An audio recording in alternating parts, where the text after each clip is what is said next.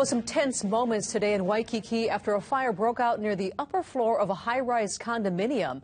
KITV4's Andrew Pereira live along the Olawai with details. Andrew, what else can you tell us about what happened?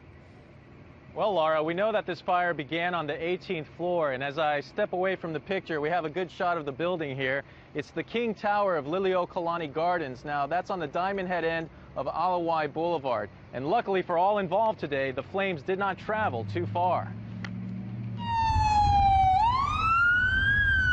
Battling flames in a high-rise building is one of the most challenging and dangerous scenarios for firefighters. On Monday, HFD crews responded to flames at the King Tower of Liliuokalani Gardens. The people in the building evacuated. A lot of them weren't home. The occupant of the fire unit was not home at the time. Residents knew something was wrong even before the fire alarm sounded throughout the 25-story building.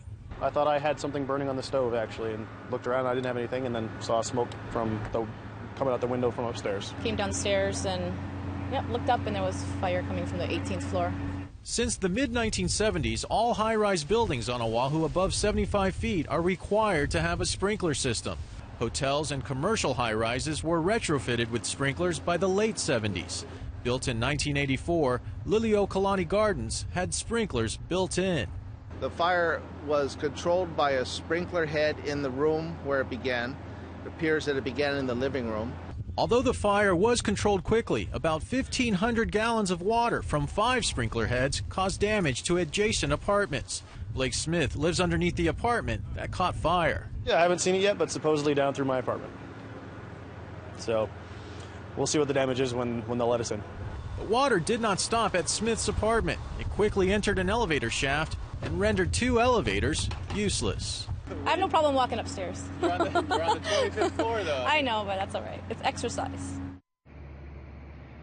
And Laura, so far we have not received an update on those elevators, whether it's going to be a quick fix or whether it be a little bit protracted, and those residents will have to trek up and down from their apartment buildings. Now, as far as the fire itself, the flames only caused $3,000 in damage, but we have no estimate on the amount of water damage that was caused. You heard from Blake Smith, and he's still checking out his apartment to see the extent of the damage. Now, on 2 separate occasions, the fire department lobbied the city council to have sprinklers retrofitted for all residential high-rises. But on both those occasions, the lobbying efforts fell on deaf ears.